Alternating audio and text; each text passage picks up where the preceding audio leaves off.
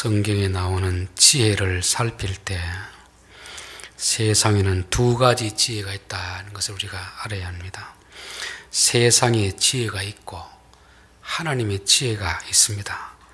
지혜라고 다 같은 지혜가 아니고 하나님의 지혜와 세상의 지혜는 다르다고 말씀합니다.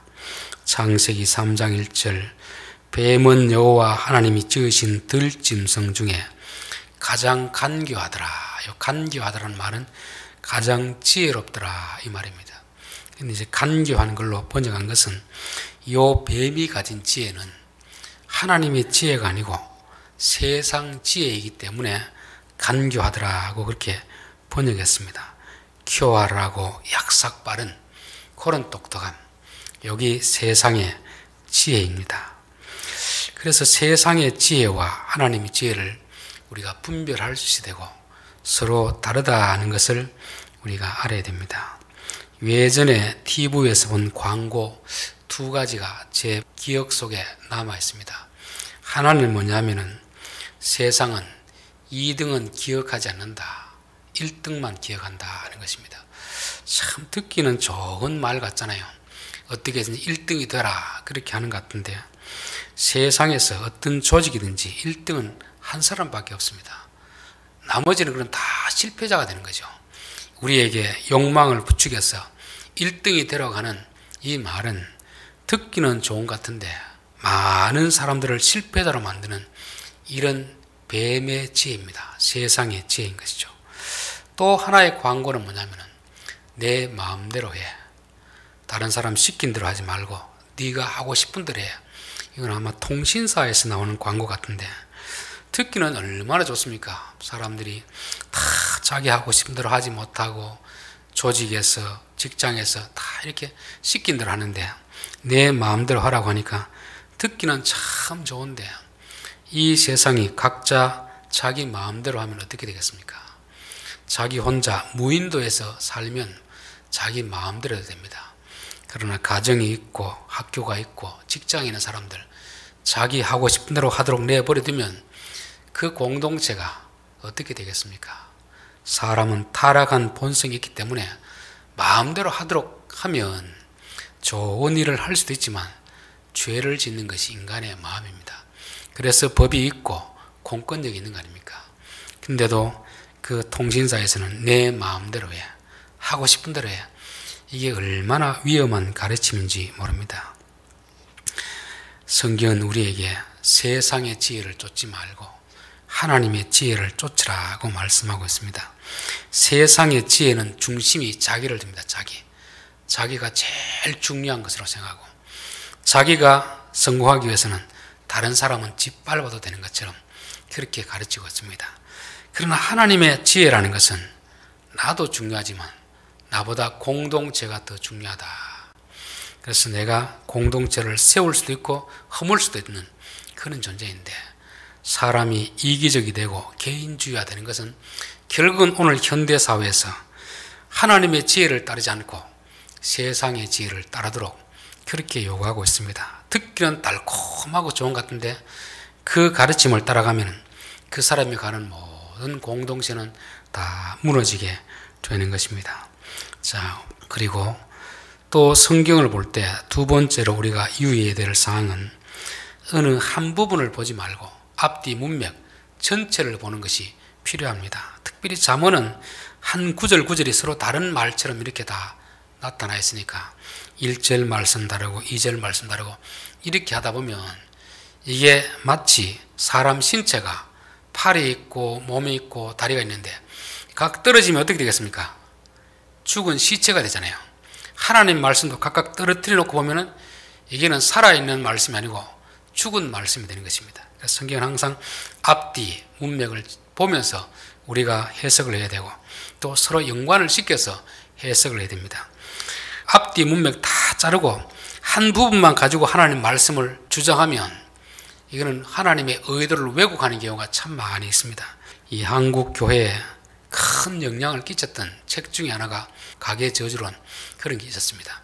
즉 내가 죄를 지으면 3, 4대까지 이르러서 하나님이 벌을 주신다. 그래서 지금 내가 안 되는 것은 조상들에게 무슨 죄가 있는가, 자기를 돌아보지 않고 조상도 하도록 만드는 이런 가르침이 있었습니다. 근데 그 가르침이 어디서 나왔냐면 출애굽기 20장 5절에서 나왔습니다. 출애굽기 20장 5절, 그것들에게 절하지 말며 그것들을 섬기지 말라. 나 내 하나님 여호와는 질투하는 하나님인즉 나를 미워하는 자의 죄를 갚되 아버지로부터 아들에게로 3, 4대까지 이르게 하느니라. 이 말씀을 가지고 가게 저주는 그 이론을 자기가 주장했던 것입니다. 근데 그 밑에 구절 뭐 있냐면은 20장 6절, 나를 사랑하고 내 계명을 지키는 자에게는 1000대까지 은혜를 베푸느니라. 바로 밑에는 위에가 정반대 주장을 하고 있는데 밑에 것은 딱 떼어버리고 앞에 부분만 해가지고 자기 주장을 펼치니까 하나님의 말씀인 것처럼 보이는데 사실은 하나님의 말씀이 아닌 그런 가르침이 나오는 경우가 많이 있습니다. 또 한 구절이 요한복음 15장 7절입니다. 너희가 내 안에 거하고 내 말이 너희 안에 거하면 무엇이든지 원하는 대로 구하라. 그리하면 이루리라. 이 말씀도 앞부분은 떼어내고 뒷부분만 가지고 무엇이든지 원하는 대로 구하라. 그리하면 이루리라. 이 기도에 대한 아주 잘못된 그런 가르침을 하는 경우가 있습니다. 그래서 우리는 항상 하나님의 말씀을 보든 사람의 말을 듣든지 앞뒤 전후 문맥을 다 파악하고 그 말을 이해해야 됩니다. 그렇지 않으면 원래 사람들이 하려고 했던 그 의도와는 반대되도록 그렇게 왜곡할 수가 있는 것입니다. 특별히 이제 방송에 인터뷰하고 이렇게 하면 원래 나는 이런 식으로 의도를 했는데 그 방송사에서는 다 잘라버리고 방송사가 원하는 대로 그렇게 편집하는 경우가 많이 있답니다. 그래서 어떤 정치인들은 방송사가 인터뷰할 때 내가 인터뷰한 것을 전문을 다 보낼 수 있으면 하고 잘라갈 것 같으면 안 한답니다. 왜냐하면 워낙 자기가 많이 당해봤기 때문에 그런 것이죠. 성경도 우리가 항상 볼 때는 전후 문맥을 다 보고 연관을 시켜서 봐야 될 줄 믿습니다. 자, 오늘 14장 1절, 지혜로운 여인은 자기 집을 세우되 미련한 여인은 자기 손으로 그것을 허느니라. 지혜로운 여인은 꼭 여인만 아닙니다. 지혜로운 사람은 자기 집을 세우되 미련한 사람은 자기 손으로 그 집을 허무느니라 되잖아요. 여기서 이제 미련하다, 지혜롭다는 것은 성경이 말할 때 지혜롭다, 미련하다 하는 것이 세상 사람들이 볼 때는 그렇지 않습니다. 여기서 성경은 미련하다고 하지만 세상 사람들은 지혜로운 사람으로 생각합니다. 여기서 지혜로운 여인은 성경은 지혜롭다고 하지만 세상 사람들은 미련한 것으로 보는 것입니다. 왜 집을 허는가 하면 자기가 중심에 되어 있기 때문에 자기 중심, 자기를 위해서 집을 허는 이런 사람이 바로 미련한 사람입니다. 저는 이 구절을 보면 우리 시대에 어머니의 시대와 지금 오늘 현대 시대를 보면서 이 말씀이 진리구나 그것을 깨닫습니다. 우리 위의 세대들, 어머니 세대들은 자기가 좀 고생해도 자기가 손해봐도 가정을 위해서, 자식을 위해서 희생하는 삶을 살았습니다. 요즘은 어떤지 하면은 그렇지 않습니다. 자식도 자기가 있고 자식이 있지, 자기가 좀 불편하고 어려우면 자식도 버리고 떠나는 것이 요즘 시대의 사람들입니다. 옛날 우리 어머니들은 배운 것도 적고 경제적으로 어려웠지만 그래도 가정을 위해서 자기를 희생하는 삶을 살았습니다. 그게 오늘 사람으로 봤을 때는 참 미련합니다. 그렇죠? 그러나 하나님이 봤을 때는 그게 지혜로운 것이고 오늘 현대인들은 참 많이 배웠잖아요. 똑똑합니다. 그렇기 때문에 가정을 위해서 희생하지 않습니다. 자기를 위해서 오히려 가정을 희생시키는 것이죠. 그러다 보니까 자기 나름대로는 똑똑하다고 하는데 하나님이 보시기에는 미련한 것이다. 그렇게 말씀하고 있습니다. 이런 개인주의, 이기주의가 가정에만 있는 게 아니고 오늘날 교회 안에서도 만연되어 있다는 것을 알게 됩니다. 그러다 보니까 교회에 와서도 교회 공동체를 먼저 생각하는 게 아니고 항상 자기를 먼저 생각합니다. 자기 자존심, 자기 기득권. 그러다 보니까 자기의 자존심은 세우고 자기의 기득권은 행사할 수 있을지 모르지만 그로 인하여서 많은 교인들을 상처나게 해주는, 교회를 허무는 이런 일들이 오늘날 교회 안에도 비일비재하다는 것입니다. 그런 사람이 똑똑한 것 같은데 성경은 어리석은 자라, 미련한 자라 그렇게 말씀하고 있습니다.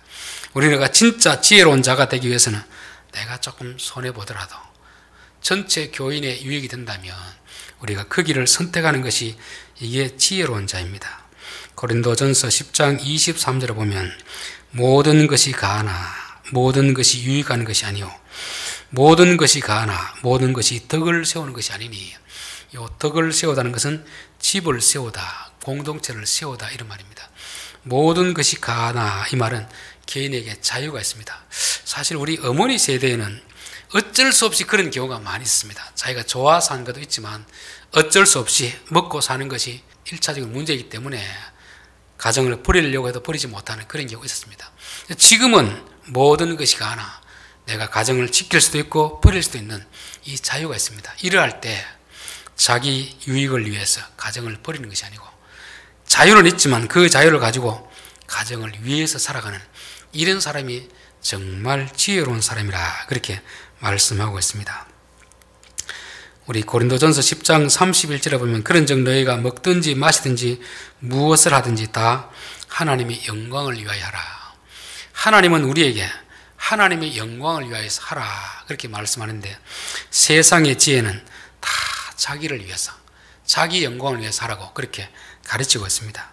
근데 하나님의 영광이라고 하면 조금 이게 뜻이 추상적이잖아요. 근데 이 31절 앞뒤 구절을 보면 하나님의 영광이라는 것은 다른 것이 아니고 자기의 유익을 구하지 않고 다른 사람의 유익을 구하고 공동체 전체의 유익을 구하는 것이 이게 하나님의 영광을 위한 것이라 그렇게 말씀하고 있습니다. 세상은 철저하게 자기가 중심이고 자기를 위해서 타인을 희생시키는 것을 똑똑하고 지혜롭다고 하지만 하나님은 우리에게 자기의 유익보다 다른 사람의 유익을 먼저 생각하고 자기의 유익보다 가정의 유익을 먼저 생각하고 교회의 유익을 먼저 생각하고 직장 유익을 먼저 생각하는 것이 이게 지혜로운 것이고 이게 하나님께 영광을 돌리는 것이라 그렇게 말씀하고 있습니다. 자, 두 번째 2절 말씀, 정직하게 행하는 자는 여호와를 경외하여도 패역하게 행하는 자는 여호와를 경멸하느니라. 요 구절은 이제 앞부분과 뒷부분을 이렇게 바꾸면 뜻이 더 명확하게 되어 있습니다. 그래서 영어 성경에는 바꾸어서 이렇게 번역을 해놨습니다.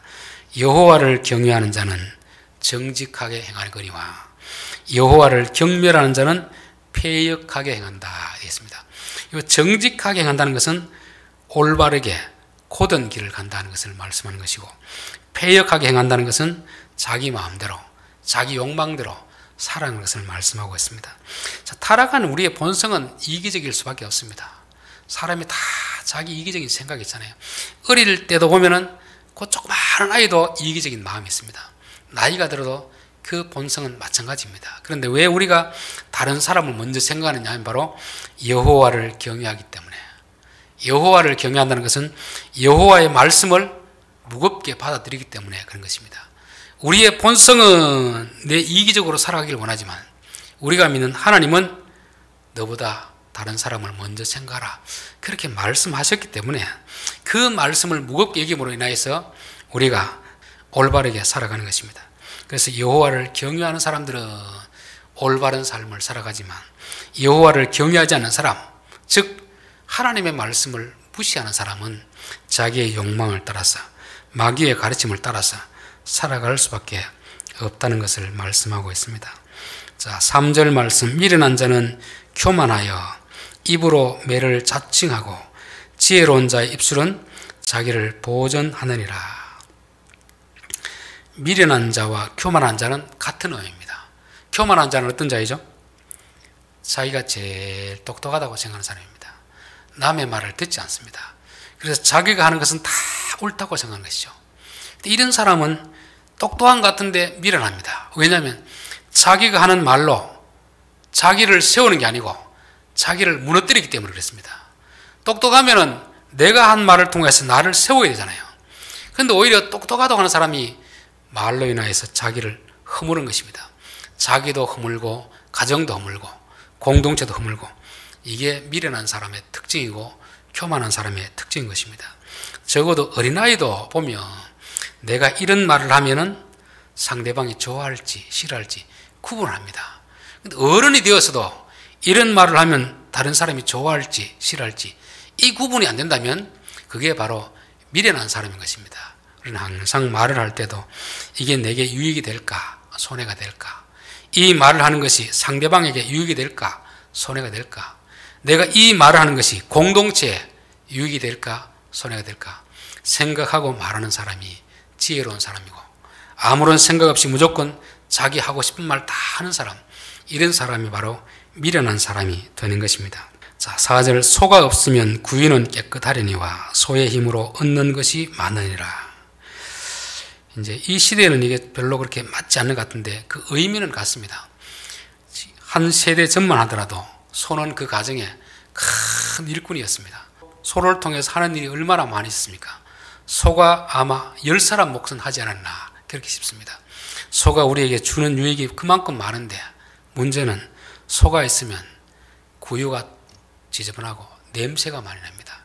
그러다 보니까 냄새가 너무 싫은데 청소하기는 귀찮고, 그래서 소를 없애자 이렇게 하는 사람이 바보 같은 사람이고 미련한 사람이라는 것입니다. 소가 주는 혜택이 많으면 조금 불편함이 있더라도 냄새가 나더라도 소를 키우는 게 지혜로운 것이지, 그 좀 냄새나는 걸 못 참는다고 해서 소를 팔아버린다, 그만큼 바보스러운 그런 일이 없잖아요. 그래서 우리는 항상 어떤 일에 있어서 어떤 면에 있어서 장점과 단점이 다 있습니다. 약도 무조건 좋은 게 아니잖아요. 약에도 좋은 점이 있고 부작용이 있습니다. 근데 우리 약을 복용하는 이유가 뭡니까? 부작용보다는 작용이 더 크니까 복용하는 것입니다. 약에 부작용이 하나도 없으면 좋을 텐데 그런 약은 없거든요. 작용이 있으면 부작용이 있습니다. 우리가 좋은 일을 하려고 하면 항상 나쁜 것도 같이 따라오게 되어 있습니다. 근데 그 경중을 따져서 나쁜 것보다 좋은 게 많으면 우리가 좋은 걸 선택하는 것입니다. 우리 옛말에 구덕이 무서워서 장 못 담그랴 그런 말 있잖아요. 장은 우리에게 꼭 필요한데 꼭 그게 뭐 생깁니까? 구덕이가 생기잖아요. 구덕이 보기 싫다고 장을 안 담그면 되겠습니까? 그건 어리석은 사람입니다. 구덕이가 무서워도 장은 담궈야 되고 구덕이가 생기면 청소해 내면 되잖아요. 그렇죠? 그러므로 인해서 우리가 장의 유익을 느끼게 되는 것입니다. 저는 이 소를 키운다는 것이 오늘날 말하면 자식을 키우는 것에 비교할 수가 있습니다. 요즘 사람들은 자식을 안 놓잖아요. 거의 잘 안 놓습니다. 2명에서 1명을 안 놓는 이런 시대가 되었습니다. 왜 그렇겠습니까?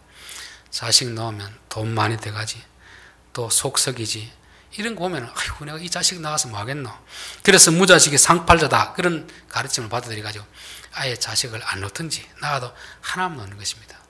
여러분 자식을 키우면 돈이 많이 들어갑니다. 그렇죠? 속 썩을 일도 많이 있습니다. 그러나 그것만 있으면 누가 자식을 키우겠습니까? 자식을 키울 때 자식이 없는 사람이 누리지 못하는 그런 보람과 만족이 있지 않습니까? 그렇기 때문에 자식을 키우는 거지, 고생만 할 것 같으면 누가 자식 키우겠습니까? 근데 오늘 현대인들은 많이 배우고 똑똑하다고 하는데 오히려 그 미련한 행동을 서슴없이 하게 되는 것입니다. 자식이 많으면 많을수록 저는 좋다고 봅니다. 물론 고생도 많이 하겠지만 그로 인하여서 누리는 복도 있고 영광도 있다고 봅니다. 그래서 우리가 어떤 일을 할 때 이 일을 하면 우리가 어떤 대가를 지불해야 되는가, 이 일을 하면 어떤 유익을 얻는가 생각해가지고 대가를 지불하는 것보다 유익이 많으면 그 대가를 지불하기를 기꺼이 해야 이게 지혜로운 자가 아닌가 그렇게 생각이 됩니다. 자, 5절 말씀. 신실한 증인은 거짓말을 아니하여도 거짓 증인은 거짓말을 뱉느니라. 사람의 말이, 저 사람의 말이 진실인가 거짓인가 우리가 다 확인할 수는 없잖아요. 적어도 저 사람이 어떤 사람인가, 저 사람이 늘 진실한 사람이었는가, 그러면 그 사람의 말은 확인 안 해도 믿어줍니다. 근데 그 사람이 늘 거짓말하는 사람이라고 하면 아무리 바른 말을 하더라도 사람은 믿지 않습니다. 그래서 말보다 더 중요한 것은 그 사람입니다. 사람. 성경에도 열매로 그 나무를 알리라 되어 있잖아요. 포도나무에서 포도 열매가 맺히고 사과나무에서 사과가 맺히는 것입니다. 포도나무에서 엉겅퀴가 맺히지 않고 엉겅퀴에서 포도가 나지 않습니다. 결국 말은 뭐냐면 그 사람 속에 있는 것이 나오기 때문에 그 사람의 말을 들어보면 저 사람이 정직한 사람인가 거짓된 사람인가 알 수 있습니다. 그래서 우리가 누구의 말을 검증하기보다는 그 사람이 어떤 사람인가, 그 사람 말을 통해서 그 사람을 볼 수 있어야 될 줄 믿습니다. 자, 6절 거만한 자는 지혜를 구하여도 얻지 못하거니와 명철한 자는 지식 얻기가 쉬우니라 되어 있습니다.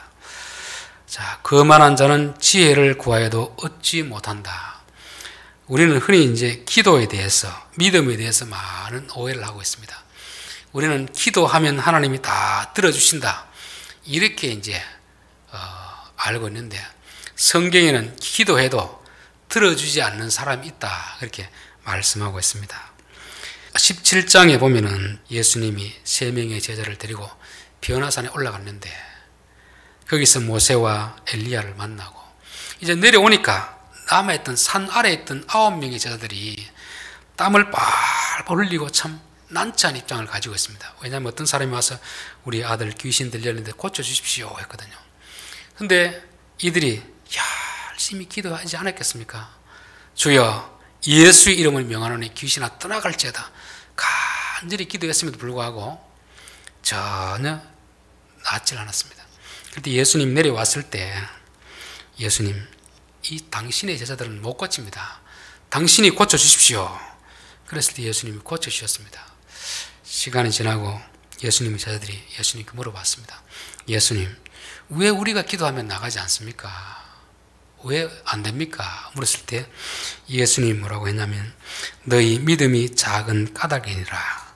진실로 너희에게 이르노니 만일 너희에게 믿음이 겨자씨 하나일 만큼만 있어도 이 산을 명하여 여기서 저기로 옮겨지라 하면 옮겨질 것이요 또 너희가 못할 것이 없으리라.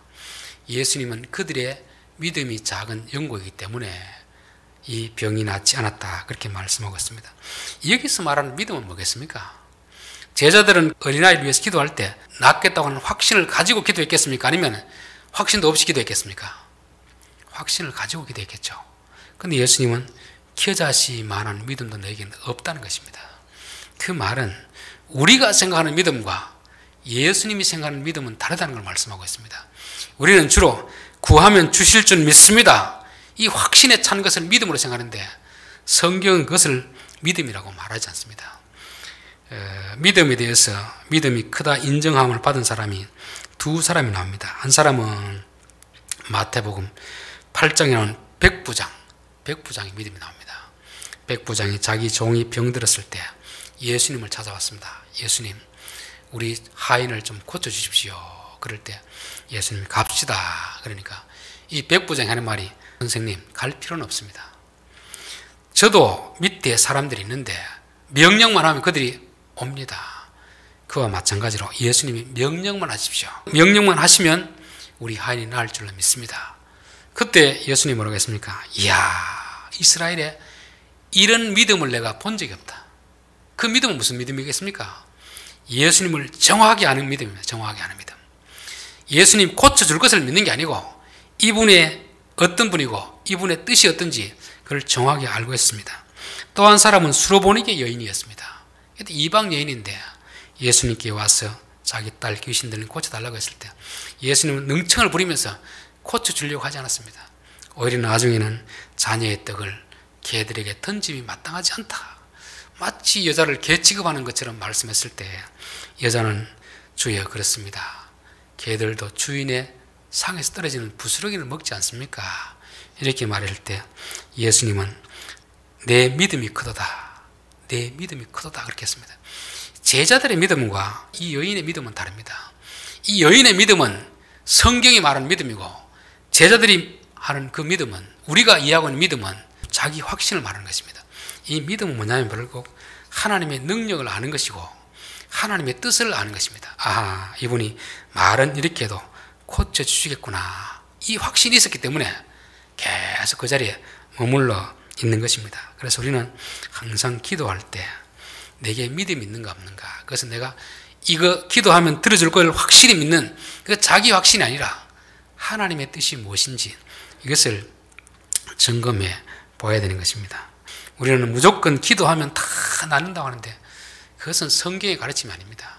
누가복음 4장에 보면 어떤 내용이냐면 엘리야 시대에 그 3년 가뭄으로 인하여서 많은 가난한 과부들이 있었는데 엘리야는 그 많은 사람들이 가지 않고 사렙다 과부 한 사람이 갔습니다.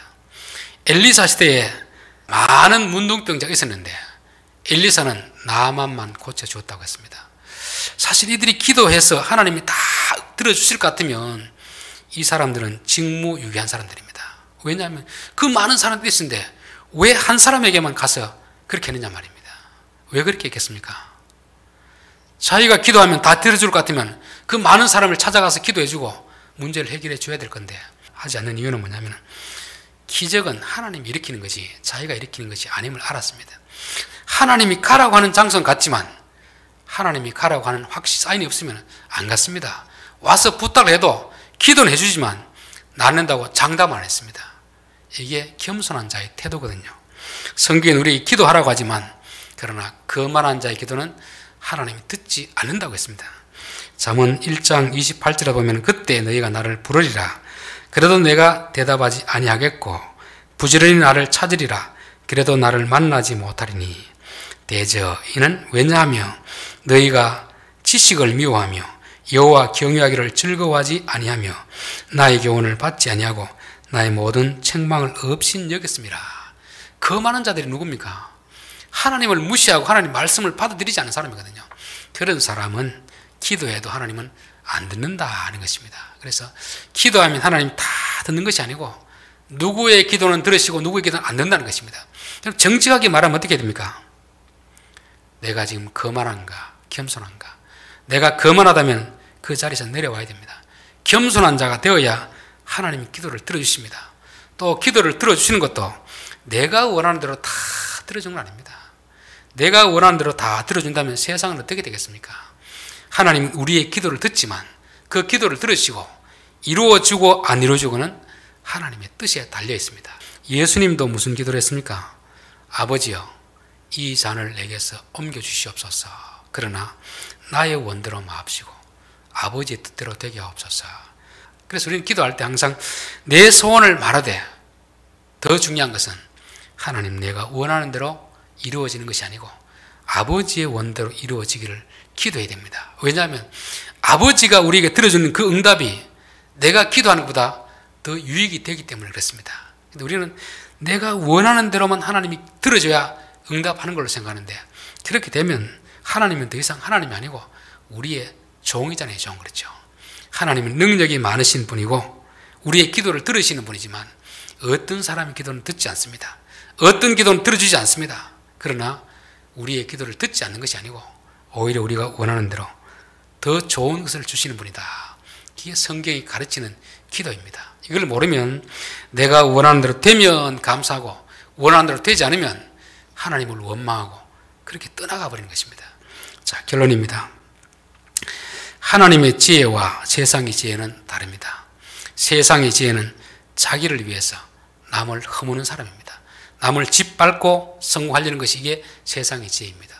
그러나 하나님의 지혜는 내가 희생하고 한 알의 미랄이 썩어져서 많은 열매를 맺게 하는, 내가 조금 힘들더라도 내가 고생하더라도 가정을 세우게 하는 것이 하나님의 지혜입니다.